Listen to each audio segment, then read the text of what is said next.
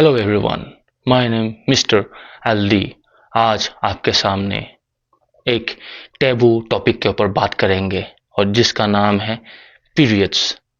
हमारे भारतीय कल्चर में पीरियड्स को हमारे ऋषि मुनियों ने अच्छे तरीके से डिस्क्रिप्शन किया था, लेकिन कुछ चंद मन बुद्धियों ने मिलके इसको गलत तरीके से समाज के सामने इंट्रोड्यूस किया। जैसा लड़की को अछूत रखना, 7 दिनों के लिए पानी छूने मत देना, उसके बाद मंदिर में जाने मत देना, इस तरीके से फलाना ढिमकाना।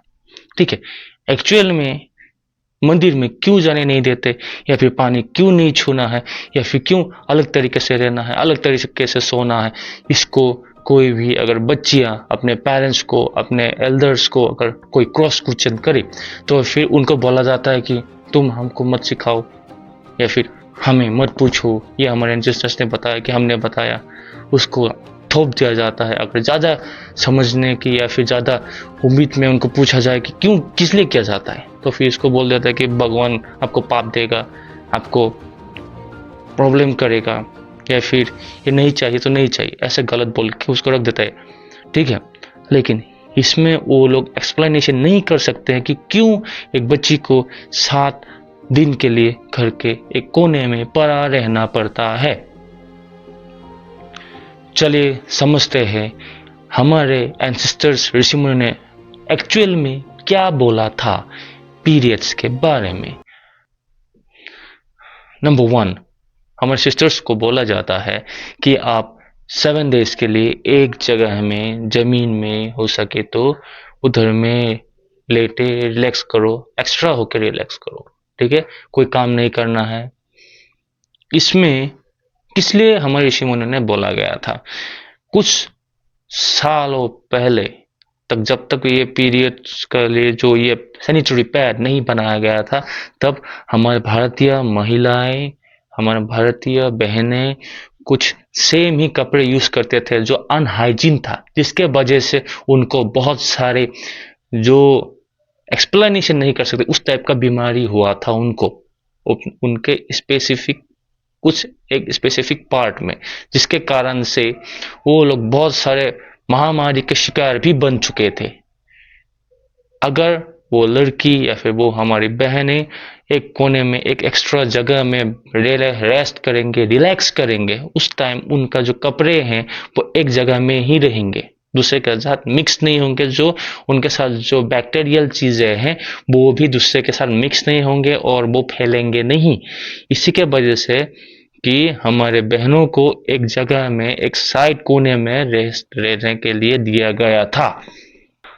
नंबर 2, हमारे बहनों को बोला जाता है कि पीरियड्स के टाइम में पानी में मत जाओ, पानी के कुएं या फिर कोई भी आपका पॉन्ड हो गया उस पर मत जाओ, आपको पाप लगेगा, ऐसा वैसा।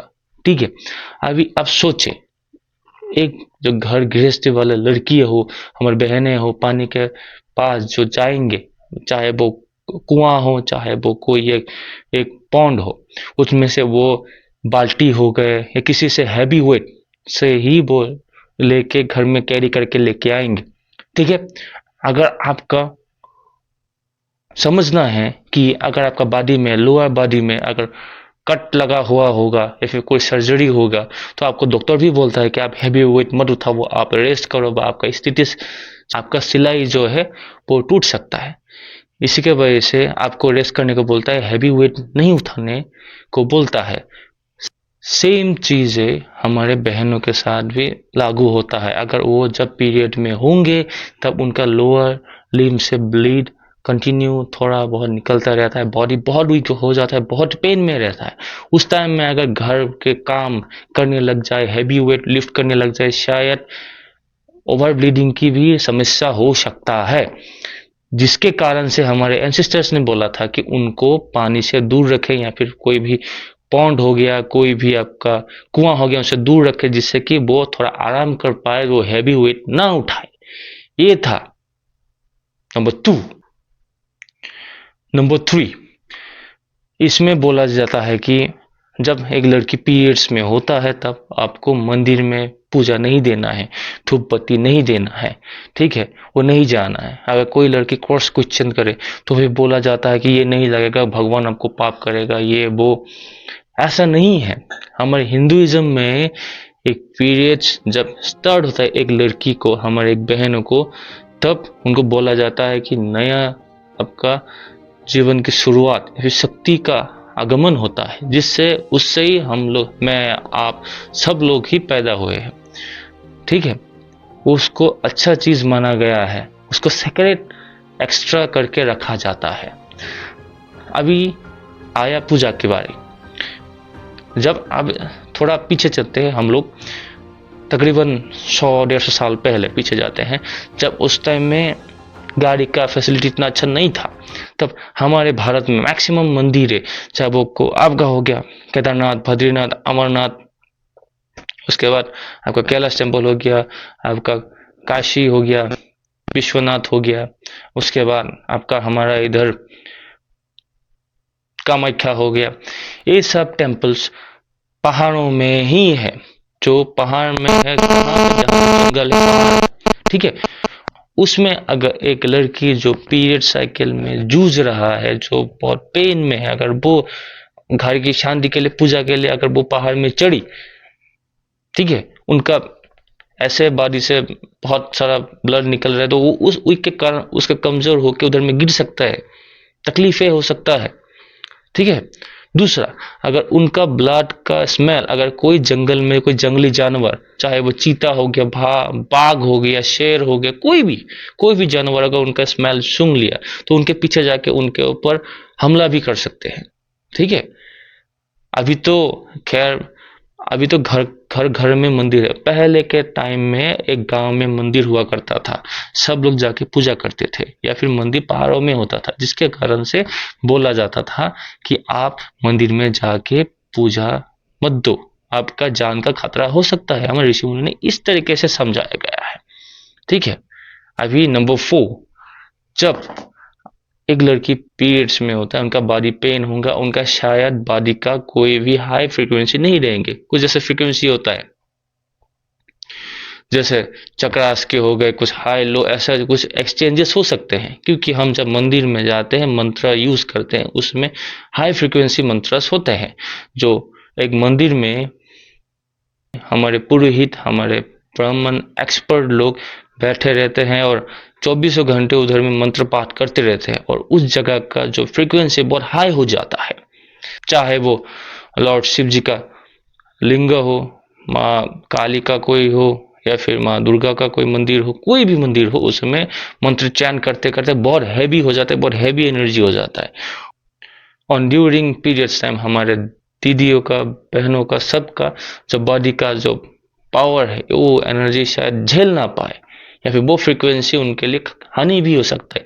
इसी को मद्देनजर रखते हुए हमारे ऋषि मुनियों ने बोला था कि आप घर में बैठ के ही मन से ही मानिए, नहा धो के आपको मंदिर जाने की आवश्यकता नहीं है, उन 7 दिनों के लिए आप रेस्ट कीजिए, ठीक है। इस चीज को इसी तरीके से समझाया गया था, लेकिन कुछ चंद मन बुद्धि लोगों ने मिलके हमारे जो लड़की है, हमारे जो बहनें हैं, हमारी दीदी है, उनको बहुत बहुत गलत तरीके से बिहेव करते हैं। जो अनपढ़ गांव का लोग है वो तो छोड़ दो, शहर में रहने वाले बहुत सारे फैमिली में मैंने अपने आंखों से देखा है कि इस तरीके से हरकतें होता है, ठीक है। इसलिए मैं बोलता हूं कि एजुकेशन हर जगह में खरीदने को मिल जाएंगे, अब कोई भी डिग्री खरीदने को मिल जाएंगे, लेकिन उसको यूज करने के लिए, इस्तेमाल करने के लिए जो इधर में, जो खोपड़ी में जो ज्ञान चाहिए, वो नहीं मिलेगा, ठीक है। इसलिए वेल एजुकेटेड बनो, सिर्फ एजुकेटेड मत बनो, कोई भी चीज को समझो, कोई भी कारण को समझो, किस लिए बताया गया है, इस तरीके से करना है, किस तरीके से नहीं करना है, उसके बाद समझाइए।